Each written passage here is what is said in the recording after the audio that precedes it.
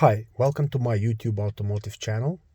In this video I'm gonna show you how to reset oil life on 2017 Ford Explorer. So to start, we need to start the vehicle first.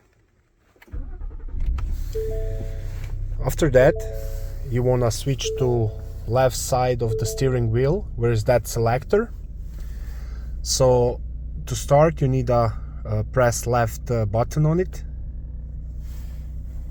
And then at the display you need to scroll down all the way to the settings, then select vehicle, and you have right there oil life reset. And now to reset the oil life, you just want to hold OK button.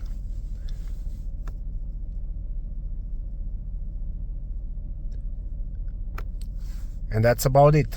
Your oil life is reset. Thanks for watching.